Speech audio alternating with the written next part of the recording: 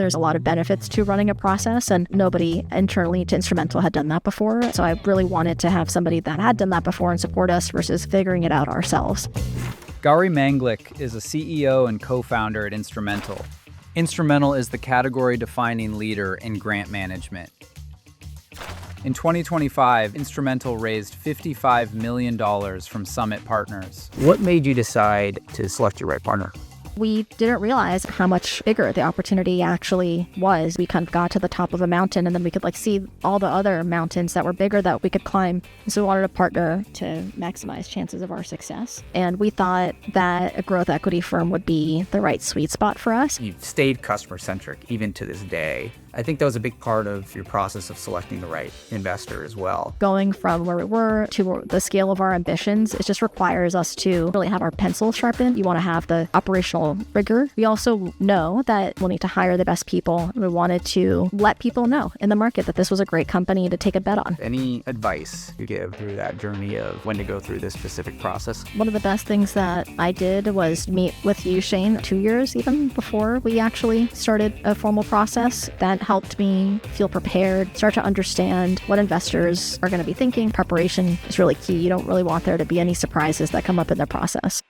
You're listening to The Closing Call, the podcast where we dive into the journeys of founders as they navigate the highs, lows, and pivotal decisions that led to the defining moment that we call the closing call.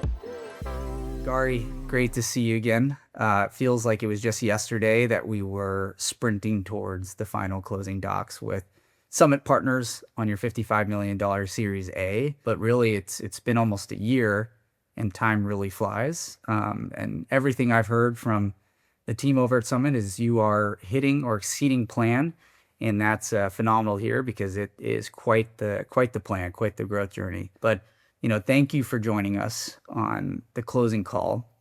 And we're excited to unpack that journey a little bit together now that we've had some time to breathe, you and I. And really, I'd like to start with telling folks a little bit about your own journey. This wasn't your first startup, albeit, one of probably the largest companies you've built today. You went through your own journey previously and worked at Airbnb and had a pretty cushy job to begin with. So I'd love to just let everyone know what your journey was like pre-Instrumentl and kind of what brought you to deciding to build Instrumentl as a business. Yeah, thanks, Shane. Great to be here. It does feel like it was yesterday and 10 years ago, all at the same time. Yeah, I was at Airbnb. I had joined through a talent acquisition of my previous company, and I was really lucky to be at Airbnb at that time. There was real magic happening in the culture, and we were growing. We were in the Bay. It was just really inspiring. I was just bit with the startup bug, and I joined through this talent acquisition. And I think I just really was kind of waiting to figure out what my next startup was going to be, because I just am fundamentally an entrepreneur, I think. And I got connected with Angela and Kat, who are the domain experts, the original domain experts in this world of Instrumentl and grants. And I was just really amazed at the opportunity in that world. I was working with some of the best talent at Airbnb, was building great products, and I felt like there was a huge opportunity to bring that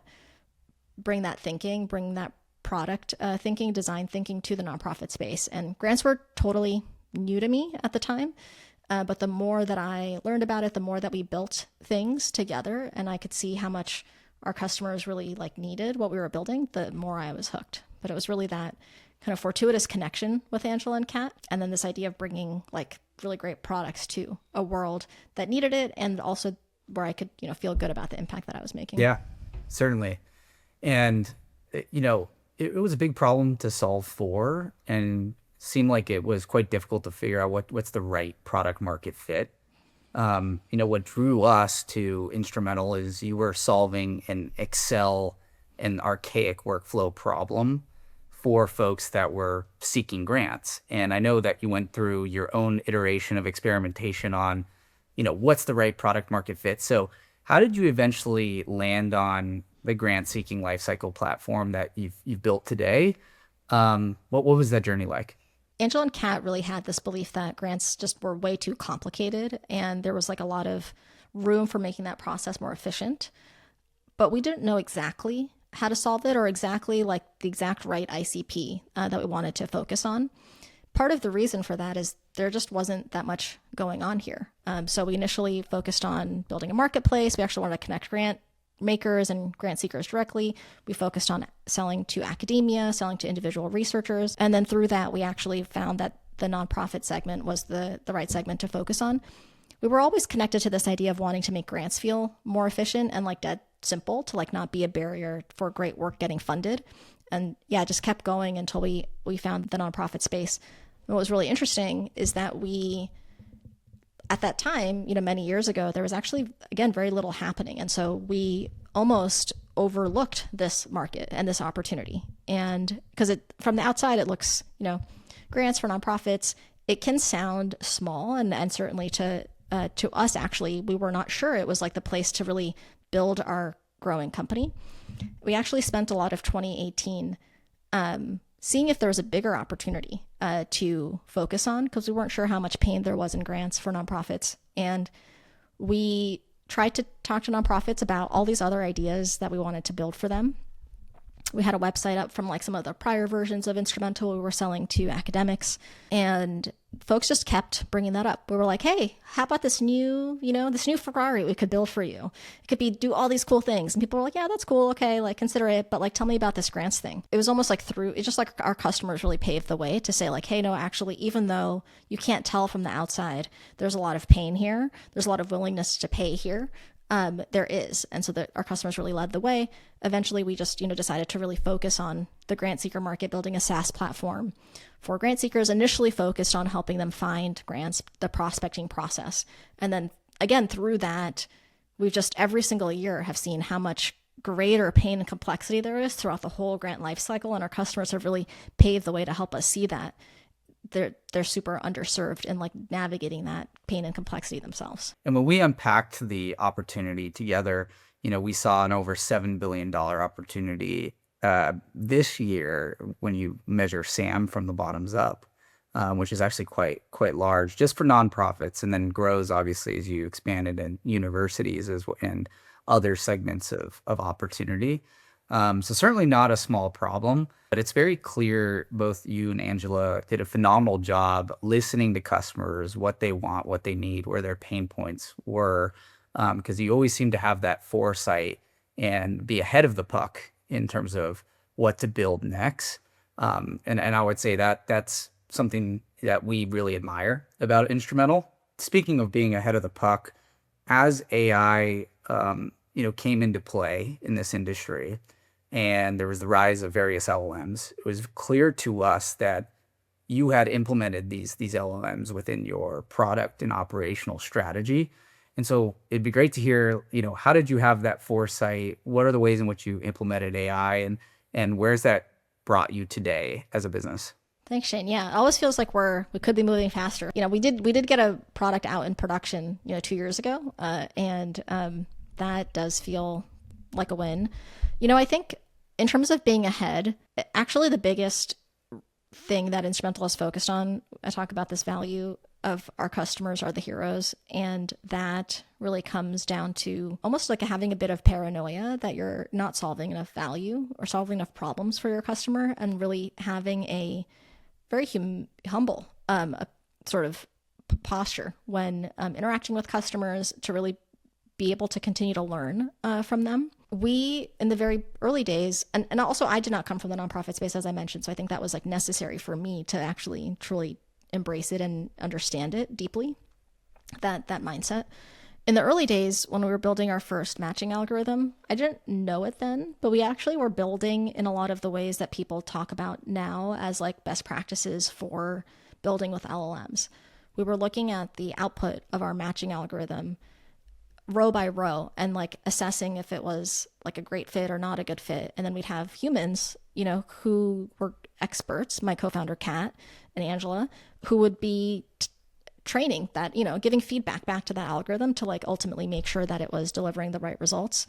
And it wasn't an LLM, it was it's more of a traditional algorithm, but that focus on really deeply understanding the like end quality outputs that we did back then is really similar to actually what we need to do now in today's world of building with LLMs. So that's actually felt that part of the development process with AI has felt more intuitive. And yeah, our first product was Instrumentl Apply, our first AI product, and we built it in a really unique way. There's a lot of products out there that help nonprofits, that say they help nonprofits write grants more quickly. And we had some unique insights because of our connection to our customers that actually have it built in a different way. So I think even with LLMs, it's not just like, okay, write grants, okay, help nonprofits just generate text because that's like the obvious application of like grant writing and AI. There's so much more you can do with this new tool if you like just you go really deep to what the customer insights are, and you actually try to think about what could be a very differentiated solution. Yeah, makes perfect sense. I remember being a user of Instrumentl as we were getting up to speed on the business and learning more about how customers experience the platform, and certainly saw the robust and enriched database that your customers experience when searching for grants. And clearly that was a way in which folks could identify Instrumentl for immediate value. But then as they continue along the journey of applying for grants and managing and tracking grants, and then even looking at the impact of those grants on their nonprofit, it became very clear that you were sort of on the forefront of enabling that workflow through leveraging LLMs and kind of your own operations as well as in your product. So it was quite exciting for us to see. We get to sit at this 10,000 foot bird's eye view, but it was very clear to us that you had a product vision that what was in line with where the market and the puck's going in this industry. Yeah, and I'd like to kind of unpack a little further. Is there anything now on the roadmap that you have in mind, whether it's kind of impact measurement or you name it, where LLMs are particularly important? There's a lot of use cases actually, and we think we're really transforming Instrumentl to just deliver kind of on its promises, on its original promises, but in an even bigger way through using LLM across the grant lifecycle. Our Discover experience, we launched our prospecting assistant. So we took this matching experience that I mentioned that was a traditional algorithm. We just introduced a prospecting assistant to kind of bring it into the AI world, and are about to launch kind of an even bigger and better version of that. That is like something that folks have just, I don't even think they can even really imagine yet, like what's possible, that I'm so excited to bring to folks and have them give us their feedback. We are also really excited about using LLMs in the post-award world because there's just death by 1,000 paper cuts there. There's so much opportunity for things to be automated so that folks can spend more time on things that are more strategic. You shouldn't be doing data entry. You shouldn't be like scanning documents, with a magnifying glass. Sure. You should let technology do some of that. And so we're excited about bringing that AI that automated feel throughout the whole grant lifecycle. Very exciting. It's funny because you said something that resonated well with me. You mentioned it feels sometimes we're not doing things fast enough. And then from our perspective here at Kaizen, we were like, how is Instrumentl shipping code this fast and moving at this pace? And also adding new logos at that pace as well. The new logo growth from a customer perspective was very impressive throughout the last few years. And I guess when you go back to when we originally met, late 2021, early 2022, you were in a hypergrowth stage, and you sort of were at this inflection point of we're cash flow neutral, we're hypergrowth. We could take on a tremendous amount of venture, or we could keep at it and keep growing to get to scale. What was going through your mind at that stage? Let's say 2 years before you decided to take on a $55 million round. 2 years before, honestly, it was like, keep your head down, keep growing, just keep focusing on the business, because that is going to be, if we did want to consider, doing anything in the future, raising money in the future, that was going to be the best thing for us. And so we really, for many years, as you know, just like focused on growing in a very disciplined way, but in a very ambitious way, and tried to really thread that needle of growing quickly while also having our financial destiny in our control, and so that we could arrive at this moment where we were interested in having a fundraise with a position of strength. It's likely what was very healthy for your customers as well. Allow you to continue to focus on how do we best serve the customers in front of us? How do we continue to build and develop product in a meaningful way? Rather than maybe have other stakeholders at the table that would push you in a different direction. So it's very clear you've stayed customer centric even to this day, which is quite fantastic. And I think that was a big part of your process of selecting the right investor as well.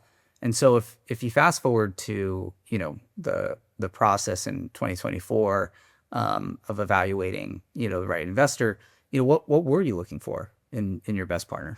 We didn't need to raise. We were cash flow positive, growing quickly. So it was very opportunistic for us. But what we didn't realize, as I was mentioning before, is just how much the opportunity space, as we kept learning more about it, how much bigger the opportunity actually was. It was like we kind of got to the top of a mountain, and then we could like see all the other mountains that were bigger that we could climb and have more impact. And so as that opportunity became more clear and continues to become more clear, that there's a huge amount of pain in the grants process, we knew we wanted a partner to help ensure that outcome. We just wanted to really maximize chances of our success. And so we wanted a partner to, going from where we were to the scale of our ambitions. It just requires us to, I think, really have our pencil sharpened is like the best way I can describe it. You want to have the operational rigor. Being a bootstrap company, I think, is amazing. Like, to your point, it could really, it took us time for us to really find product market fit, go deep and understand our customers. And I don't think if we had taken on a bunch of money, it would have served us well, because we couldn't be focused on growth. We had to be focused on our customers only, and only serve them to be able to have the space to figure things out. But to get to this next stage, I felt like we needed to, just sharpen our pencils, give us more operating rigor. So I wanted to lean into that and have that feel like an asset. We also know that we will need to grow the team. We'll need to hire the best people. We wanted to let people know in the market that this was a great company to take a bet on, because we have, great investor in Summit. We can sort of make our ambitions more publicly known, and just kind of get out there. We were kind of a little bit like under the radar, and we wanted to like just be more visible. Of course, we wanted to have some more capital to help grow the business. Through that investment, we also were able to help the team with a tender and a secondary kind of offer to really like mark this milestone of what we achieved so far, which was really important for me and Angela, to mark this and then continue on and march ahead. We had been in the space for a while. We were obsessed with our customers and their problems. We want our customers to be at the center of how we think and how we serve.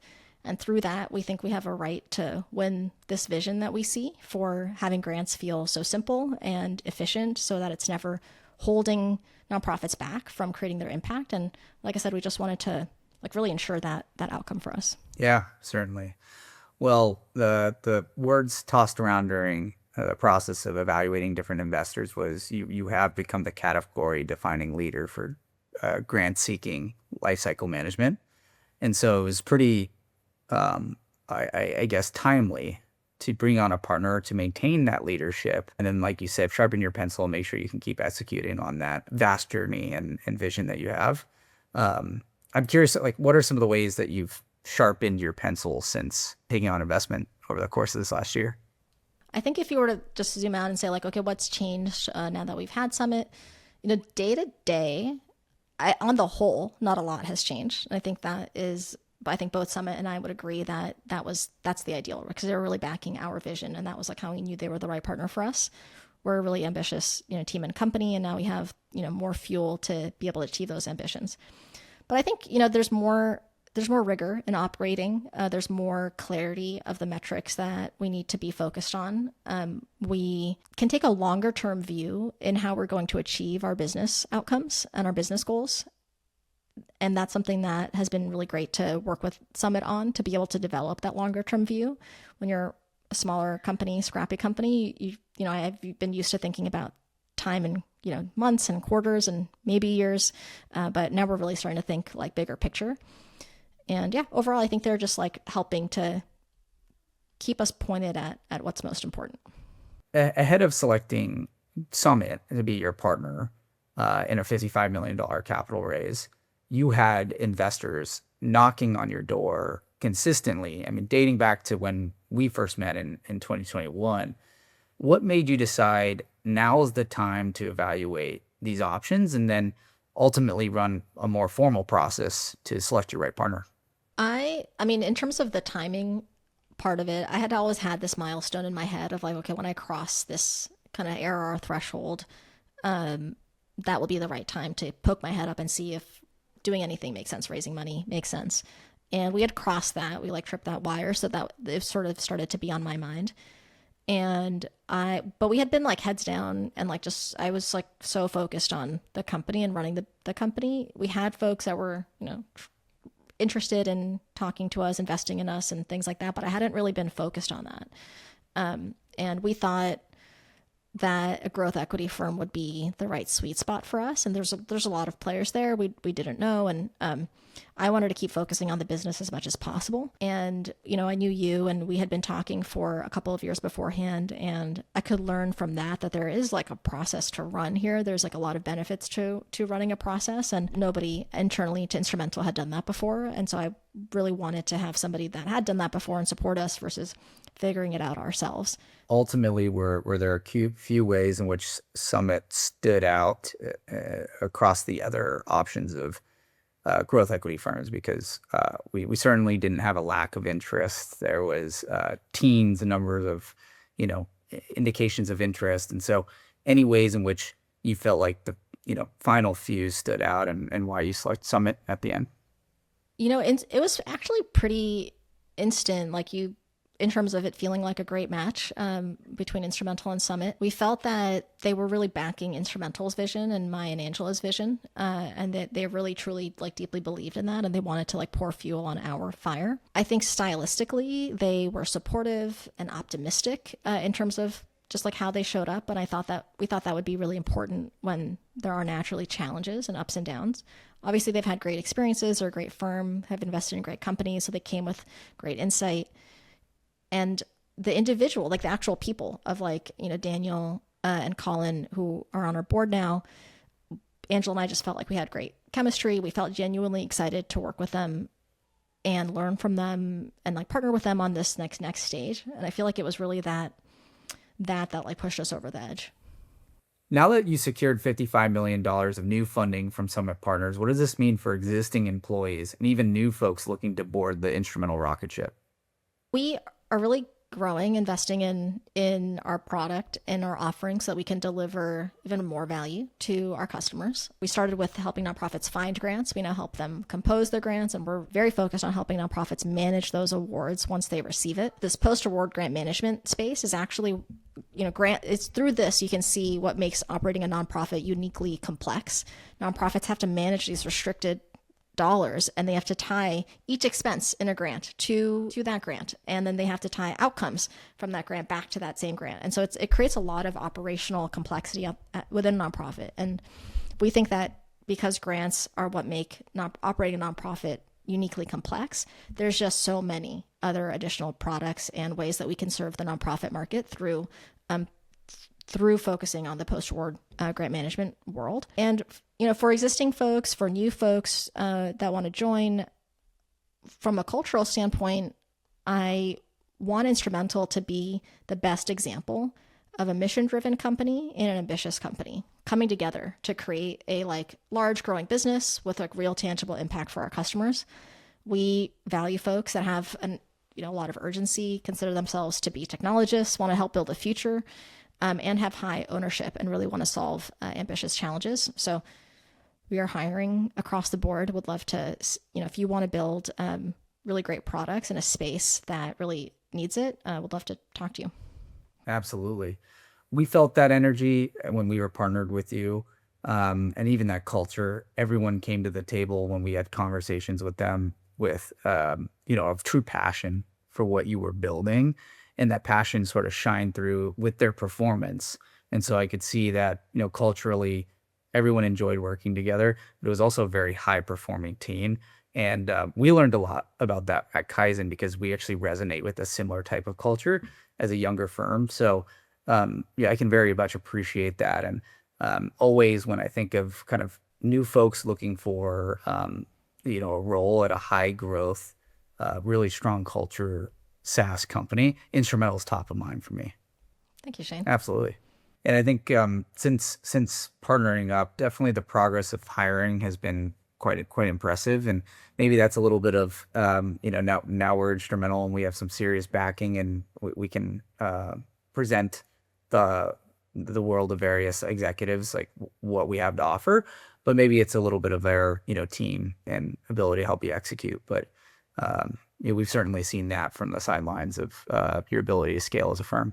We were almost running like too lean beforehand because we were kind of just really in that bootstrap mindset. So I think we really got a chance to really invest more in the right team here. And it's been like one of the things I think mutually probably for both us and Summit, but you really just want there to be like no surprises on the other end of making that deal happen. And I feel like the great thing about them is like there's been like 100% no surprises. Like they're exactly who I thought they were going to be. And I feel like that just speaks to like their character. Fantastic.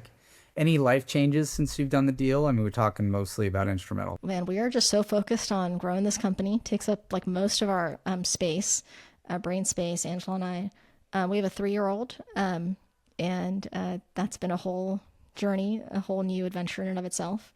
She's in preschool now.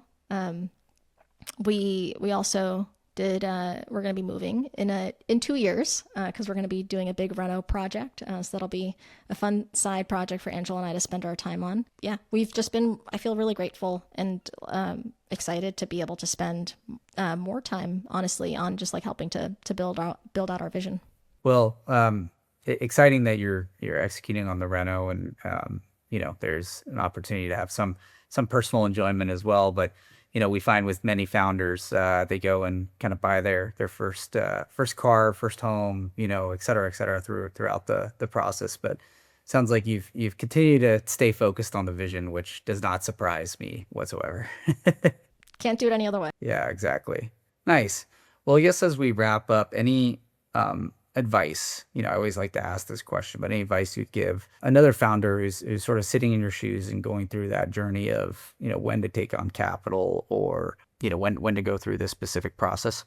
I would say one of the best things that I did was start to meet with you, Shane, early on, but like, I can't remember, was it like 2 years even before we actually started a formal process? And that helped me just learn about what that was going to be like, feel prepared, start to understand what investors are going to be thinking, how they're going to view the business, what are like all the possible, risks and concerns that, investors might have, to make sure that I felt in a position of strength to be able to address them. So I think like preparation is really key. You don't really want there to be any surprises that come up in the process. So I think, and preparing in a lightweight way while you're still focused on the business can just look like building a relationship with somebody that you trust to help start to give you that deeper look into what the process will look like later. Yeah, thank you. Well, allowed us to really get up to speed on Instrumentl, the value you bring to the market, and kind of what the roadmap look like for you all, so that we could stay out of the curve and provide good service. But it was a great relationship, and I've enjoyed staying in touch since the transaction. Really looking forward to what Instrumentl is delivering on as part of this new leg of the journey. But I have no doubt that you'll continue to receive investor interest and maintain your market leadership. Awesome. Yeah, thanks, Shane. Thanks, Gauri.